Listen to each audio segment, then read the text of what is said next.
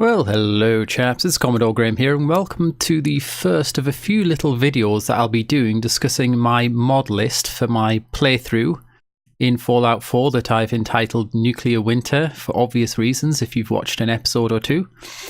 And in this first episode, this first little video, we're going to be talking about the ways in which I've overhauled or changed survival mode to make it significantly different from vanilla.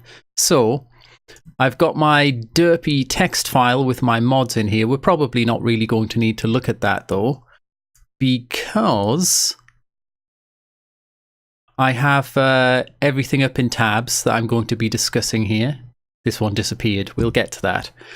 But the first thing that I should mention is that what I'm using to install and manage all these mods is Mod Organizer version 2.0.7, which you can see right here.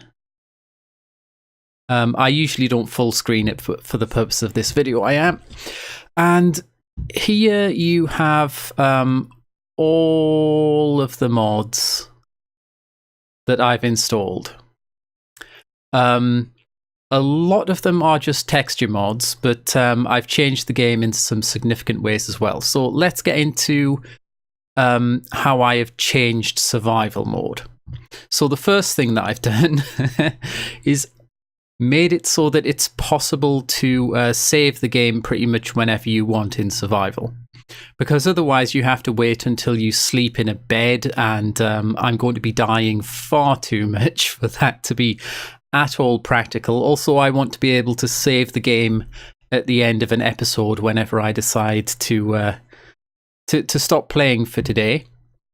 This mod's by the fantastic and inestimable Gopher, or High Lord Gopher, as I've heard him referred to upon a time. So all this does is it puts an item in your inventory in the aid section, which you can hotkey and to save your game. So I've just got it hotkeyed to 9. So whenever I press 9, it saves. It gives you 3 saves that cycle through. You can change something in your initialization files to up that number if you want, but I don't really see the need to. 3 saves, that's probably okay. The other major thing that I've done... Oh, right. This is the thing that's missing. Now, where is it? What I have installed is this mod here. This is the link that we were just at here with the missing mod. Enabling console and fast travel in survival, which is a bit of a bummer, because if you're wanting to do it too, you can't use this exact mod. But there are some other mods available. So I did a search for fast travel on the Fallout 4 Nexus, and there are a few things that look likely. There's this thing called Journey, which lets you fast travel to settlements only, and it has various different versions. You can either fast travel to any settlements from anywhere you happen to be, or all the way to only being able to fast travel from settlement to settlement, and then only if you've got supply lines connecting those settlements. So that doesn't give quite as much functionality as the thing that I have installed, which enables me to just fast travel to anywhere I've been to on the map whenever I want. Now, the reason that I've done that is that most of the time I'll probably walk places, but if I've already finished some, for want of a better word, dungeon, and it's really far away from my settlement, then I don't want to be just walking backwards and forwards to pick up the rest of the loot. That seems dumb. So on occasion I will be fast traveling, even though it's not quite in the spirit of survival. Sometimes it's going to be necessary for the purpose of this playthrough. Right. Next we have... Oh, wait. So aside from Journey, you have survival mode tweaks. This gives you various things. It gives you the console, fast travel, stops you getting damaged from being overburdened, which actually is pretty cool because I think that's kind of dumb. Like actually taking physical damage just from carrying too much stuff. And it also disables your companions returning to home if you abandon them whilst they're downed, which is cool. Maybe I should have used this mod instead of the one that I did use, but it's fine. It's fine. And then there's just this one as well. Survival mode, fast travel enabled. I'll put the links to all of these in the description. By the way, I'm going to put the links to everything that I mentioned here, whether it's mod organizer or these various mods. So now we move on to what is probably the heart of my playthrough, or what's different about my Let's Play, which is that I'm playing in survival mode, but survival mode has been fairly radically altered in this way and that. And the mod that does the most in that regard probably is Realistic Survival Damage by darthbdaman. Hopefully I'm pronouncing that correctly. And what this does is, ordinary Fallout 4 survival, if we go down to this handy chart, it halves the damage that you do to enemies and doubles the damage that they do to you, which certainly makes it difficult. But the thing is, even if you're just playing in normal, a lot of enemies in Fallout 4 are kind of bullet sponges. So you can be shooting away at some guy, shoot him like a whole bunch of times and he's not dead. And it's just sort of dumb. And, you know, some enemies you can be blasting away at for like literally half a minute or a minute before they go down. So, what realistic survival damage does in normal survival mode is just doubles the damage for you as well, which clearly makes it easier.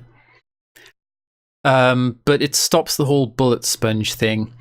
As the person who made this mod said, they don't want to play Borderlands. That's fair enough. I know exactly of which you speak. But the version that I've installed is actually Legendary Survival, which triples the damage that I take when enemies hit me, but also triples the damage that I do to them. So it makes combat very fast and deadly and difficult, but not in the kind of dumb bullet spongy sort of way you find in the vanilla game. So there's that. Realistic Damage Survival by darthbdaman. Next, and somewhat along the same lines, there's the Weapon Balance Overhaul mod by the Iron Rose. Now, this does a whole lot of things. As you can see, the description of the mod is pretty long, but the basic idea is that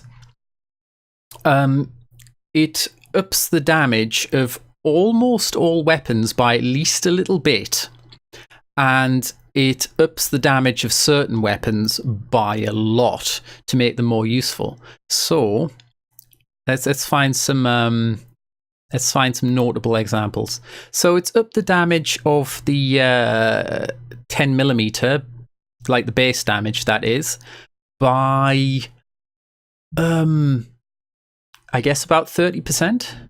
The pipe pistol's been made more powerful because honestly, pipe pistols, they're a bit rubbish. It's kind of fair to make them more powerful, because otherwise you're going to use them for hardly any length of time at all before you decide they're useless.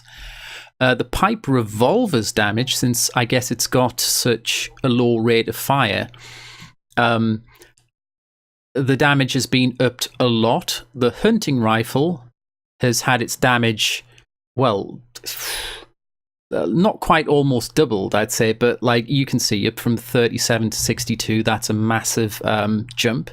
Same with the pipe bolt action weapons, which makes hunting rifles and the bolt action pipe weapons both pretty damn useful as a basis for sniper rifles now. The double-barreled shotguns had its damage increased by, oh god, about 50%. Combat shotguns not being changed. I guess that's because it's pretty good anyway. What else? The Institute laser guns have been beefed up quite significantly. The alien blasters had its energy doubled. And what else? The laser musket, that's had 50% added.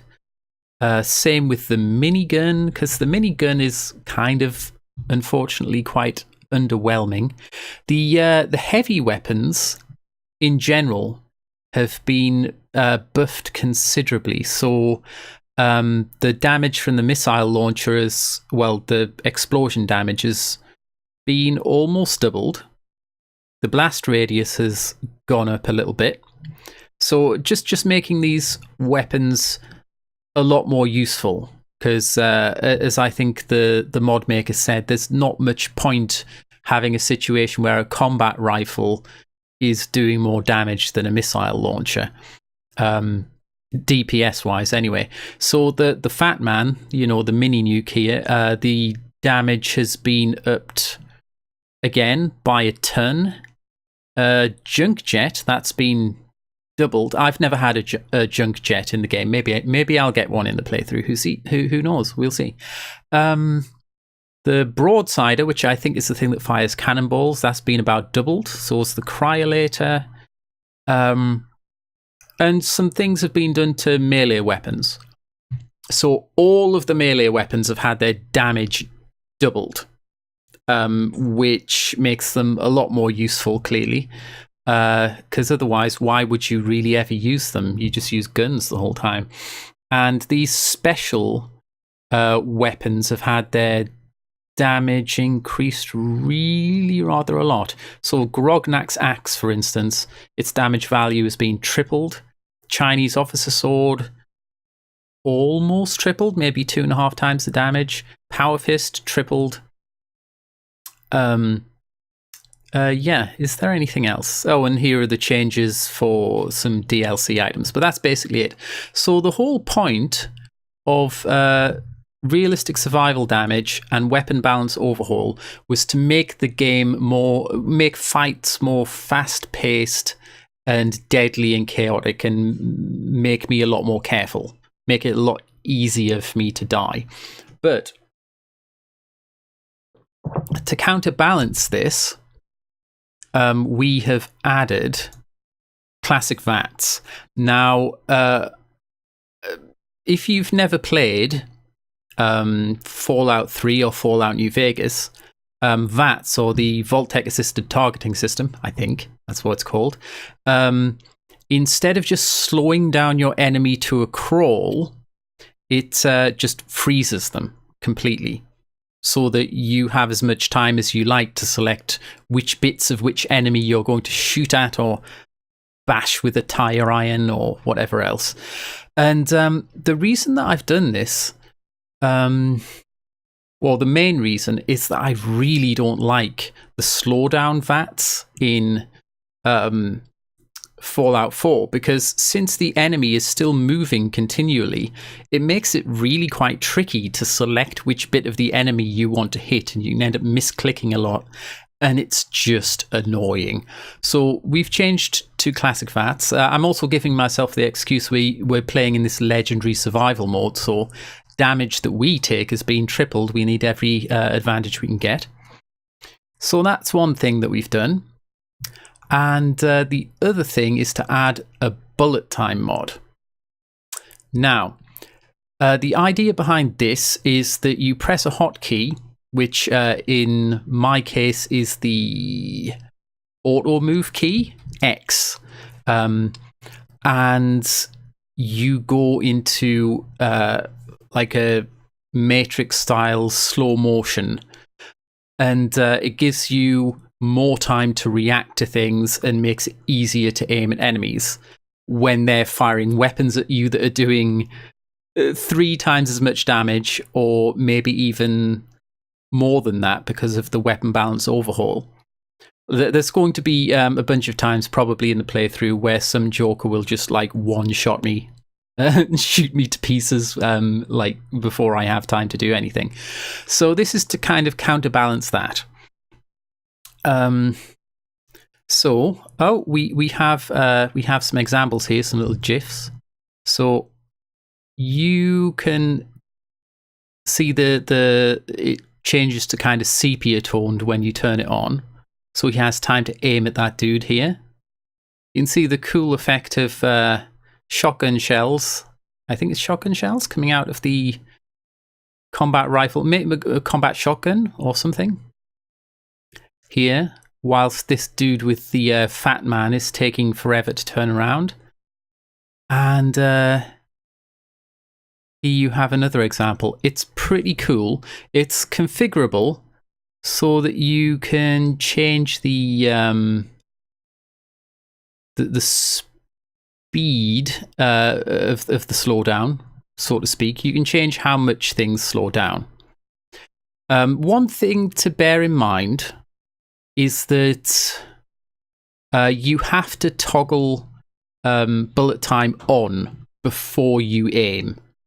Or at the very least, that is definitely true with a sniper rifle. If you're aiming with a sniper rifle, or maybe aiming in general, I'm not certain, and you press the button to toggle bullet time on, it won't work. So you have to press it beforehand. So these are the two mods, Classic V.A.T.S and Bullet Time, that I've installed to give myself a chance at not just like dying all the time. But then I've installed a few other mods to make things more difficult again. So we have Search and Destroy. Oh, by the way, Classic V.A.T.S by Troy Irving. Weapon Balance Overhaul, I already mentioned, by the Iron Rose. I want to give credit where credit's due. Bullet Time by Registrator 2000. And then we have Search and Destroy, Extended Combat Range and Stealth Searches by MM137. Now, this does kind of what it sounds like. So, to just read the first little bit here, it does two things, and only two things. Increases the length of time that enemies will hunt for you, and increases the range over which they will detect and follow you. That's it. So, enemies will hunt for you for twice as long in alert status or lost status. That is, after they detect you but before they find you, and after you've escaped but they're still looking for you. When you're in combat, the search time is tripled. So this extends the range they can detect you to about 150% of vanilla. So it's added half again. And they'll search longer and over a wider area. So other things that tend to happen is enemies will spot you before they show up on your compass if your perception is low, especially in broad daylight. And also it means that enemies that are enemies of each other will detect each other over a longer range. So you'll end up coming across various random fights going on. It just makes everything a lot more chaotic, essentially. So that's one of the things that I've added. The other thing, also by MM137, I believe, is no combat boundaries. And all this does is make it so that you can no longer escape a fight by just going through a door and a loading screen. Enemies will follow you indoors from outdoors. They'll follow you outdoors from indoors. You know, the mod author, probably partly because they made both these mods, recommends to pair it with the one I just mentioned, Search and Destroy. So I did. That seemed to make sense. And the last mod here, to make the game a bit more difficult, although this just adds isolated incidents of extreme difficulty, is leveled spawns. So the idea of this is it adds a lot of points where enemies spawn in the Commonwealth, in strategic locations where you either wouldn't expect an enemy, or points that the mod author believes they should have been in the vanilla game. The mod author, by the way, is Maudcon or Maudcon. And what else will you have? New legendary bosses, which all have their own names with new unique weapons. Right, most spawning groups have some NPCs that will only spawn from a certain level. Okay, so basically the idea of this is to scatter around the Commonwealth new encounters that are challenging. In test games, I've come across a couple of these already, I think, and yeah, I died.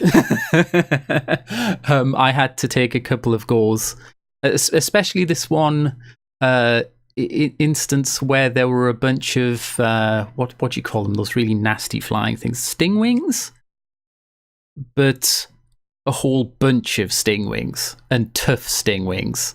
So I had to have a go at it several times before I figured out a set of tactics for defeating them. So this mod, as it says here, it adds over 260 deliberately placed spawning points. Various enemies are hidden, including snipers. Oh god.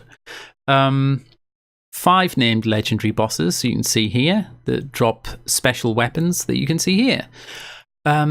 All of the enemies added should spawn in at a higher level than the player. What else?